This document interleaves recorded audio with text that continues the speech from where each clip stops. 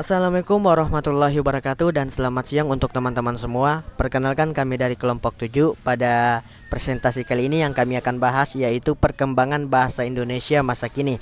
Jadi teman-teman, sebelum kami mempresentasikan video kami akan memperkenalkan nama-nama anggota kelompok kami terlebih dahulu.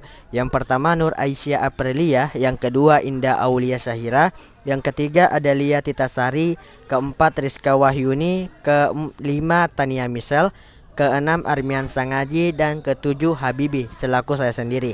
Jadi teman-teman, kami harap untuk video ini kalian bisa download dan menonton mulai dari awal sampai akhir. Jadi di akhir nanti kalian bisa bertanya teman-teman, bagi yang belum paham atau yang ada yang tidak mengerti. Oke, baik, itu saja. Saya serahkan kepada pemateri untuk mempresentasikan materinya. Oke, yang pertama saya akan membahas tentang sumber bahasa Indonesia.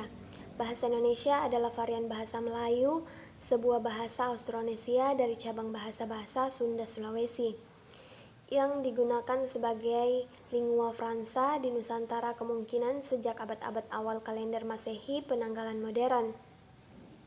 Kerajaan Sriwijaya dari abad ke-7 Masehi diketahui memakai bahasa Melayu sebagai bahasa kenegaraan.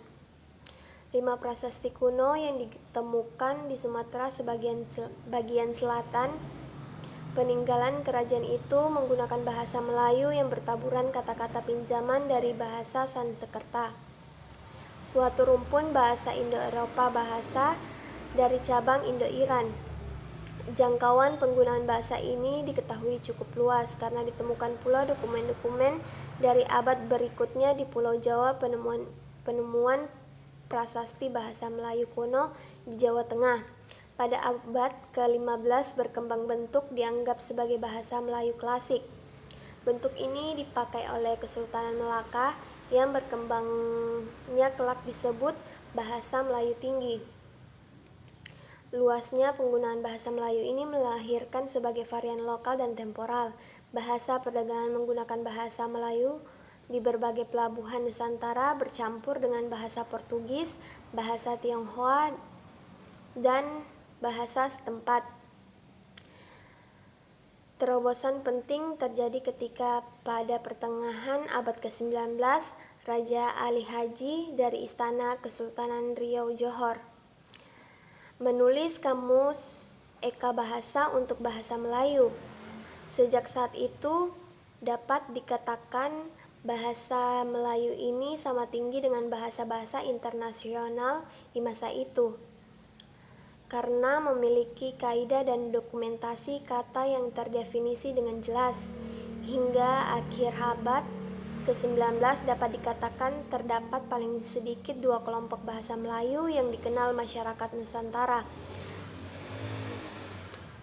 Bahasa Indonesia tumbuh dan berkembang dari bahasa Melayu yang sejak dahulu dipakai sebagai bahasa perantara atau lingua franca, bukan saja di Kepulauan Nusantara, melainkan juga hampir di seluruh Asia Tenggara. Kedudukan bahasa Indonesia sebagai bahasa nasional. Bahasa Indonesia adalah bahasa yang terpenting di negara Republik Indonesia ini. Pentingnya peranan bahasa Indonesia ini antara lain bersumber pada Ikrar Ketiga Sumpah Pemuda 1928. Mengapa bahasa Indonesia menduduki tempat yang terkemuka di antara beratus-ratus bahasa Nusantara yang masing-masing sangat penting bagi penuturnya sebagai bahasa ibu? Pertama, jumlah penuturnya. Kedua, luas penyebarannya. Bahasa Indonesia jelas tidak ada yang menandingi penyebarannya di Indonesia. Ketiga, peranannya sebagai sarana ilmu, susastra, dan ungkapan budaya lain yang dianggap bernilai. Bahasa Indonesia pada masa kini berperan juga sebagai sarana utama di luar bahasa asing di bidang ilmu teknologi dan peradaban modern bagi manusia. Untuk itulah sudah sangat wajar jika bahasa Indonesia salah satu kedudukannya adalah sebagai bahasa nasional. Dalam kedudukannya sebagai bahasa nasional, bahasa Indonesia berfungsi sebagai berikut. 1. Lambang kebanggaan kebangsaan. 2. Lambang identitas nasional. 3. Alat pemersatu berbagai suku-suku bangsa. 4. Alat perhubungan antar daerah dan antar budaya. Kedudukan bahasa Indonesia sebagai bahasa negara telah ditetapkan dalam Undang-Undang Dasar 1945 Bab 15 Pasal 36. Dalam kedudukannya sebagai bahasa negara berfungsi sebagai berikut: 1. Bahasa resmi kenegaraan. 2. Bahasa pengantar dalam dunia pendidikan. 3. Bahasa resmi untuk kepentingan perencanaan dan pelaksanaan pembangunan nasional serta kepentingan pemerintah. 4. Alat pengembangan kebudayaan, ilmu, pengetahuan, dan teknologi. Bahasa Indonesia dikenal sebagai bahasa Melayu yang dalam perkembangannya mulai digunakan sebagai bahasa resmi dari bahasa Indonesia dan juga dikenal sebagai bentuk bahasa pemersatu bangsa. Bahasa Indonesia diresmikan setelah proses proklamasi dari kemerdekaan Republik Indonesia, dalam hal ini 1 hari setelahnya. Hal ini juga dilakukan secara bersamaan dengan dimulainya konstitusi. Sedangkan di kawasan Timur Leste, bahasa Indonesia dikenal sebagai bahasa kerja.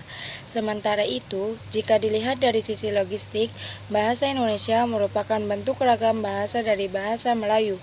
Sedangkan dasar yang digunakan olehnya adalah bahasa Melayu Riau yang tentunya diambil dari Kepulauan Riau pada abad ke-19. Sejarah bahasa Indonesia tidak lepas dari penggunaan nama yang dimilikinya. Dengan kata lam, penamaan bahasa Indonesia itu sendiri bermula sejak adanya Sumpah Pemuda yang terjadi pada tanggal 28 Oktober 1928 yang lalu. Hal ini berkaitan dengan menghindari kesan dari implementasi bahwa apabila masyarakat Indonesia masih saja menggunakan bahasa Melayu, berbagai nama yang dimilikinya. Karena itulah dalam proses tersebut terjadi beberapa perbedaan yang ditimbulkan pada keberadaan dari bahasa Indonesia saat itu dengan jenis bahasa Melayu yang digunakan di kawasan Riau atau Semenanjung Malaya. Eksistensi bahasa Indonesia. Di zaman sekarang ini perkembangan bahasa Indonesia kian menurun. Masuknya berbagai bahasa asing yang tidak mungkin kita tolak dan ada beberapa kata asing yang diserap menjadi kosakata Indonesia.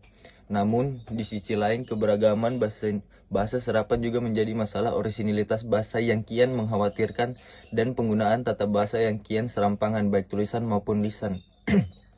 Tentu saja, media televisi, koran, radio, internet, dan merek dagang impor adalah termasuk faktor pendorong utama yang ikut mencederai kebahasaan kita. Fenomena ini sangat kentara pada penggunaan bahasa oleh anak-anak muda saat ini. Muncullah istilah bahasa gaul, bahasa alay, dan sebagainya. Di kalangan anak-anak, film impor juga ikut mempengaruhi perkembangan kebahasaan yang seharusnya menjadi fondasi komunikasi. Sebut saja misalnya film animasi dari negara tetangga, Ipin Upin, yang diputar menggunakan bahasa Melayu. Merek dagang asing juga dengan seenaknya masuk dengan bahasa aslinya, tanpa melakukan penyesuaian dengan bahasa nasional. Kebahasaan kita menjadi seperti pasar, di mana semua bahasa bercampur baur. Dengan kata lain, keberadaan bahasa Indonesia semakin terkalahkan dengan munculnya bahasa lain seperti bahasa masa kini. Pengaruh eksistensi bahasa kini terhadap bahasa Indonesia. Di era globalisasi ini, penggunaan bahasa gaul makin meraja dan terus muncul bahasa gaul yang baru yang membuat eksistensi bahasa Indonesia kian menurun. Penggunaan bahasa gaul ini membuat remaja semakin sulit mengetahui bahasa Indonesia yang baik dan benar. Bahkan penggunaan bahasa yang terlalu sering membuat orang-orang tak sadar bahwa bahasa tersebut bukan bahasa yang baik dan benar. Tidak jarang dalam acara formal pun banyak orang yang menggunakan bahasa gaul yang dalam konteksnya tidak sengaja. 6. Sejarah perubahan ejaan bahasa Indonesia dulu dan masa kini. Penggunaan bahasa Indonesia sebagai bahasa rakyat Indonesia juga tak terlepas dari peran beberapa perwakilan pemuda di Nusantara yang berkumpul pada tanggal 28 Oktober 1928 yang melahirkan Sumpah Pemuda. Dalam sejarahnya juga, bahasa Indonesia berkembang dari kumpulan beberapa bahasa, terutama dari bahasa Melayu yang ditulis dalam aksara Jawa atau yang lebih dikenal dengan Arab Gundul. Perubahan demi perubahan terjadi semasa Indonesia yang dulu dikenal Nusantara mulai didatangi oleh orang-orang Eropa, terutama penjajah Belanda. Pada saat itulah, tulisan aksara Jawa mulai dipengaruhi oleh tulisan Latin pada tahun 1972. Negara Indonesia mulai menggunakan EYD sebagai penggunaan bahasa baku. Adapun untuk mengenal tulisan bahasa zaman dahulu dan zaman sekarang, Ada beberapa perubahan seperti huruf DJ diganti dengan J. Contohnya de Jakarta diganti dengan Jakarta. Huruf TJ diganti C. Contohnya Pantajasila menjadi Pancasila. Huruf OE diganti U. Contohnya Goeroe menjadi guru. Dan masih ada beberapa lagi perubahan-perubahan lainnya. Perubahan yang dilakukan oleh pemerintah tentu dengan beberapa alasan seperti penghematan dan penggunaan huruf yang berlebihan tentu saja menjadi lebih praktis. Sekarang, kita bisa dengan mudah membaca tulisan-tulisan yang ada di media cetak atau media elektronik tanpa takut salah pengucapan ataupun salah penggunaan. Saat ini kita mengenal ragam bahasa Indonesia dengan ragam buku, percakapan, hormat, kasar, lisan, resmi, dan tulis. Setiap ragam-ragam tersebut memiliki kegunaannya masing-masing. Misalnya ragam baku digunakan untuk bahasa yang dipakai oleh kalangan berpendidikan yang dicantumkan dalam karya ilmiah, baik dan biasanya juga dipakai dalam hal-hal resmi. Ragam percakapan dilakukan oleh dua orang atau lebih yang saling berbagai percakapan membahas objek-objek yang saling berkaitan. Ragam hormat digunakan saat melakukan pembicaraan dengan orang yang dihormati seperti orang tua atau atasan. Ragam kasar digunakan untuk kegiatan tidak resmi, kadangkala tidak sesuai EYD, tapi tidak perlu dipermasalahkan oleh kedua belah pihak yang menggunakan ragam bahasa karena asal bahasa yang mereka pakai bisa dimengerti satu sama lain. Ragam resmi biasanya dipakai untuk acara-acara yang bersifat resmi dan kadangkala cenderung kaku. Sedangkan ragam tulis adalah bahasa yang digunakan di media tulis dan kadangkala tidak terikat ruang dan waktu karena bisa dibaca oleh generasi sesudahnya, kapanpun juga. Pada zaman dahulu, bahasa Indonesia tidak sevariasi sekarang dalam pengucapan maupun dari tulisannya. Walaupun bahasa Indonesia sekarang sudah sampai ke pelosok tentang pelajarannya, tapi dikarenakan faktor globalisasi, penggunaan bahasa Indonesia yang tidak baik dan benar masih lebih baik di zaman dahulu dibandingkan dengan zaman sekarang. Jadi, tidak menutup kemungkinan di zaman yang modern, penggunaan bahasa Indonesia yang baik dan benar akan semakin terberenggus. Penggunaan bahasa yang lebih gaul dan berasimilasi dengan bahasa-bahasa dunia lainnya yang lebih terkenal seperti Inggris, Arab, Prancis, Jepang, Cina, dan lain-lain. Tentu saja hal tersebut keliru. Malahan seharusnya bahasa Indonesia sendirilah yang mesti dilestarikan. Jangan memperbanyak mata pelajaran asing dibandingkan bahasa Indonesia. Di kurikulum pendidikan saat ini, untuk bisa menempuh bahasa yang lebih tinggi di dalam maupun luar negeri, syaratnya harus menguasai bahasa Inggris. Jadi sudah ironi saat seorang anak akan dipandang luar biasa saat menguasai bahasa Inggris, walau nilai bahasa Indonesianya jeblok. Tetapi kita bisa lihat sendiri, jauh lebih banyak orang mengambil jurusan bahasa asing dibanding bahasa Indonesia. Ini semakin menandakan bahwa bahasa Indonesia semakin lemah di mata dunia, bahkan di mata rakyatnya sendiri. Setiap kebudayaan atau kearifan lokal yang biasa menggunakan bahasa daerah atau bahasa Indonesia beralih menggunakan bahasa asing dengan alasan menggait wisatawan internasional. Ada beberapa trik dan tindakan yang harus dilakukan untuk menjaga kelestarian bahasa Indonesia. Yang pertama, harus dimulai dari diri sendiri, lalu dalam lingkungan sekolah, sedangkan untuk pemerintah harus dibuatkan lowongan pekerjaan yang berhubungan langsung dengan penggunaan bahasa Indonesia, seperti relawan biasa yang ditempatkan di seluruh daerah. Materi selanjutnya yaitu peristiwa-peristiwa yang mempengaruhi perkembangan bahasa Indonesia. Yang pertama, Budi Utomo yang merupakan organisasi pertama yang dibentuk pada tahun 1908 yang bersifat kenasionalan dan merupakan tempat terhidupnya kaum terpelajar bahasa Indonesia dengan sadar menuntut agar syarat-syarat untuk masuk ke sekolah Belanda dipermudah atau diperingan. Dan yang kedua yaitu Serikat Islam. Serikat Islam ini merupakan partai yang berdiri pada tahun 1912.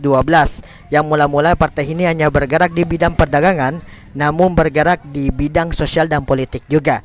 Sejak berdirinya Partai Serikat Islam ini yang bersifat non-kooperatif dengan pemerintah Belanda di bidang politik tidak pernah mempergunakan bahasa Belanda, melainkan mereka mempergunakan yaitu bahasa Indonesia.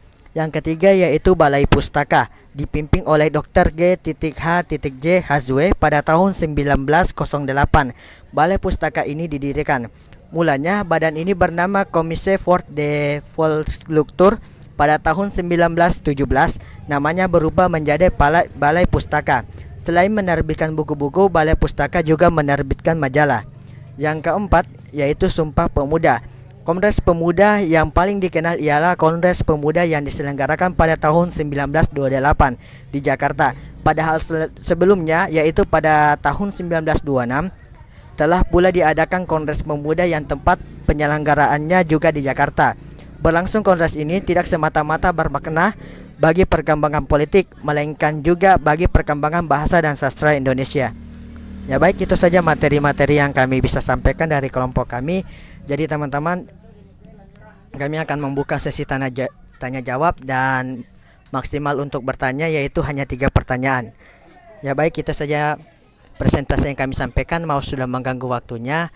Terima kasih dan selamat siang. Assalamualaikum warahmatullahi wabarakatuh.